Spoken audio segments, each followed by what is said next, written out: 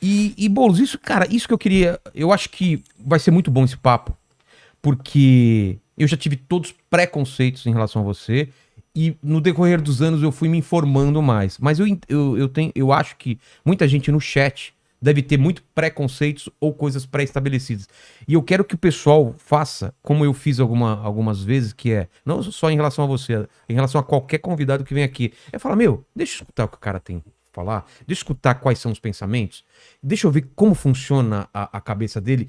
E eu queria entender isso, esses movimentos, a diferença entre o MTST e o MST, como que você entrou nisso e aquela pergunta básica, você pode invadir uma casa de um cara que tem uma, tipo, o cara tem uma casinha, tá sem alugar, não consegue alugar 1 ano, 2 anos, o movimento pode pedir essa casa? Você deve estar cansado de responder essas coisas, mas é uma coisa que o cara lá tem essa dúvida. Realmente, qualquer coisa que está abandonada ou sem alugar pode ser invadido? Então, Vilela, vamos lá. Eu acho que é importante você trazer isso logo Sim. no começo do bate-papo, porque, cara, o movimento social é alvo dos mais diversos preconceitos. As pessoas, claro, podem gostar do movimento, não gostar, apoiar, ser contra, mas elas precisam saber o que é. É isso que eu ia falar, porque a gente tá no momento aqui do Brasil, não sei se é no mundo assim, que as pessoas julgam por um tweet, por uma fração de conhecimento. Por isso que a gente tem que conhecer legal o que é e desculpa te interromper, mas é isso. É a gente entender isso pra daí formar uma opinião, Claro. né? Não, eu tô no MTST há 20 anos e posso te falar com muita segurança qual que é a história, a luta do movimento, qual é a forma de ação. O MTST, cara, ao contrário dos memes, o meme a gente ri, porque é divertido e tal, mas às vezes tem embutido neles também uma fake news, um preconceito. O movimento nunca tomou e nunca invadiu a casa de quem quer que seja. Muito pelo contrário. Ah, é? O movimento deu oportunidade de milhares de pessoas ter suas casas, como as famílias que estão lá no Conjunto Dandara, 216 famílias que não tinham, estavam às vezes escolhendo no final do mês entre pagar aluguel e comprar comida para o filho. Ou gente que está morando na rua, ou gente que mora num barraco na encosta da área de risco. Quantas pessoas sem moradia a gente tem em São Paulo, só na cidade de São Paulo? Na cidade de São Paulo, nós temos... Os dados variam muito, né? Você não tem um censo atualizado, mas nós temos em torno de 700 mil pessoas. Mas não é muita gente. Vez só, não é só em situação de rua. Em situação de rua, pessoa que está ali sem teto, hoje nós devemos ter, porque também não tem atualização, o último dado de 26 mil é de 3 anos atrás, e só na vacinação já vacinaram 30 e poucos mil sem tetos que estão nas ruas. Saiu um estudo recente de uma organização que apontou 45, mais ou menos, mil. Só que nem todo mundo que está numa situação precária, ou seja, que a gente chama de sem teto, são aqueles que estão morando na rua, embaixo da ponte, jogados numa calçada. Sim, tem gente que Tem essa pessoa que, porra, ganha R$700 por mês e deixa 500 no aluguel. Exatamente. O que vai fazer? Tem o outro que mora de favor no cômodo de fundo, na casa de um parente, numa comunidade. São essas pessoas. Sim. Qual é o papel do MTST? O que o movimento faz? O movimento organiza essas pessoas, identifica imóveis, que não é a tua casa, não é a casa de quem está assistindo, não é um imóvel que você tem e tá lá para alugar e tá vazio, não é um apartamento de ninguém, não é a casa de praia de ninguém, não é nada disso. O que o movimento faz é identificar imóveis que estão sem cumprir sua função social. Isso é definido pela Constituição, não é o estatuto do MTST, então é a lei federal que diz isso. Imóvel que está abandonado, que tem dívida de imposto, por exemplo, o MTST... De PTU. O MTST fez uma ocupação agora, semana passada, em Guarulhos, de um imóvel que tinha R$7 milhões de dívida de IPTU. O que era o imóvel? É um grande terreno abandonado. Ah, é um terreno. Um terrenão, que estava abandonado, cheio de mato. Muitas vezes era fonte de insegurança para a comunidade que passava ali. Né? Aí uma mulher vai lá e passa a noite, o risco de sofrer uma violência. 7 milhões do quê? 7 milhões de IPTU. O cara não paga IPTU há anos. Caramba, e por que não executa? Não tem um jeito de executar? Aí eu vou chegar aí. Qual que é a questão? Esses imóveis que estão sem cumprir função, abandonados e com dívida, eles estão numa situação ilegal. O que o governo deveria fazer de acordo com o Estatuto da Cidade, que é uma lei de 2001? Falou, ó, tem um imóvel abandonado? A prefeitura daquele município tem que notificar esse imóvel. Proprietário, deu proprietário? Faz alguma coisa com ele. Você vai me pagar? Não vai? É isso? Não, assim, você tem que pagar IPTU, você tem que tá. dar um uso para esse terreno. Tá. Né? Você não fez nada, aí começa a incorrer um IPTU mais alto, que chama de IPTU progressivo. Aumenta a dívida, se o proprietário não fez nada. Tá. Se depois de 5 anos ele deixar o terreno abandonado, a prefeitura pode tomar esse terreno por um mecanismo chamado desapropriação-sanção.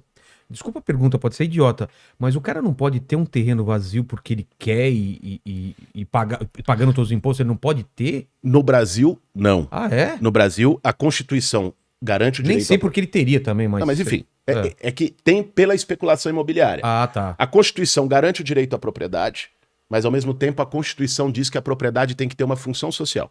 Ela tem que ter algum uso. Não pode ser a moradia, pode ser um comércio, pode ser um serviço, pode ser uma horta, pode ser qualquer pode coisa. Ser qualquer coisa, tá. Qualquer coisa, mas ela tem que ter um uso. Um terreno abandonado na Constituição, ele vai sofrer algum tipo de sanção, porque não pode. É um prédio, um edifício abandonado, porque ele causa transtornos para o entorno. Tem muito prédio abandonado em São Paulo, né? Tem aquele do NPS, eu acho, que é lá na 9 de julho. Sabe do INSS. É INSS. Ele tá até fechado a frente dele, né? Concretado. Pois Por que não acontece nada com ele? Vê só. Você sabe qual que é esse, né? Sei qual é. Tem vários, né? São quase 40 mil imóveis abandonados no centro expandido de São Paulo. Daria para atender quase toda a população que mora na rua hoje. Faz tempo que tá assim aquilo lá. Muito tempo. Agora, vê só. O Estatuto da Cidade diz que a prefeitura deveria fazer a desapropriação-sanção. Certo. Por que o governo não faz nada? Não faz porque muitos dos proprietários desses imóveis não é o seu João, o seu José, o herdeiro do espólio de não sei quem. O proprietário desses imóveis, muitas vezes, são grandes empreiteiras, fundos imobiliários. É um fundo lá de Dubai, é um fundo de não sei onde, que usa esse imóvel para especular. O que é a especulação imobiliária? Você deixa um imóvel lá vazio e você trabalha debaixo dos panos por lobby político para chegar a uma melhoria naquela área. Uma estação de metrô, para chegar a uma avenida nova. E aí o que acontece? O preço desse imóvel, que era 1 milhão, passa a valer 10 milhões. Entendi. Aí o cara deixa vazio, trabalhando o lobby político para valorizar, e depois vende quando isso se torna mais conveniente. Isso se chama especulação imobiliária. É por isso que tem tanto terreno e imóvel vazio nas cidades do Brasil inteiro. A especulação imobiliária, ela é taxada, ela tem esses mecanismos que a lei prevê. Só que esses mesmos caras financiam campanha eleitoral de prefeito, de vereador, de deputado, de governador, da turma toda. E financiam campanha eleitoral, em troca, o cara que se elege lá não vai mexer com deles. Claro. O que o movimento social faz? Pega esses terrenos, não a casa de ninguém, não o imóvel que tá lá pagando imposto, que tá tudo ok. Esses terrenos de abandono, que tá tendo essa sacanagem, em conluio lá com o político que ganhou dinheiro dos caras, ocupa com essas famílias que estão precisando, para pressionar o poder público a cumprir aquilo que ele devia fazer na lei, que é a desapropriação para fazer moradia social. Essa é a atuação não em terreno que é perigoso, encosta, essas coisas. Não. Jamais. Em área de risco. Área de risco. Pelo contrário, tem muita Manancial, né? Acho que... Tem muita gente que mora em área de risco e numa situação precária que quer sair esperando. E ele vai para uma ocupação do movimento para tentar morar de uma maneira mais digna. A ideia também é vocês tirarem essas pessoas em locais de risco e jogar para... Porque teve aquele prédio que desabou e pegou fogo lá no Largo Paissandu. Isso, lá era MST. Não, ali era um... O que era lá? Ali, cara, não era um movimento social organizado. Era um grupo... Foi entrando lá. Era um grupo que atuou lá, ele inventou o nome de um movimento, botou uma bandeira lá, inclusive lá teve denúncias de que esse grupo não agiu de forma correta. Eles cobravam. Os moradores, um negócio de cobrança, que é uma coisa que o movimento condena, inclusive então, essas coisas acabam respingando em vocês, eu acredito, não respinga? Bicho, de colocar tudo na mesma balança, né? Respinga, porque tem interesse da parte da mídia, de outros setores, para que respingue. Agora, a gente tem que pensar, assim, é óbvio, não vou lutar contra a realidade, que dentro do movimento social tem gente que está lá, se aproveita, é um oportunista que usa a luta e a necessidade das pessoas para conseguir ganhar o seu. Claro. Agora, vamos combinar, né? Isso tem em todo lugar. Todo lugar tem gente boa e gente ruim. Com certeza, no meio dos podcasts deve ter um monte de tranqueira. Opa! Se você for lá no Congresso Nacional, é difícil. Você tem que ir ali botar a lupa para ver quem é bom. Então, no movimento social, óbvio que tem gente que desvirtua. Agora, o que não pode é pegar um caso e dizer todo mundo é assim, fazer uma generalização, né? Tem muita gente séria. Muita gente que está ali lutando por aqueles que mais precisam e que sempre foram esquecidos, abandonados pelo governo. Entra governo, sai governo, e a turma tá lá sem nada.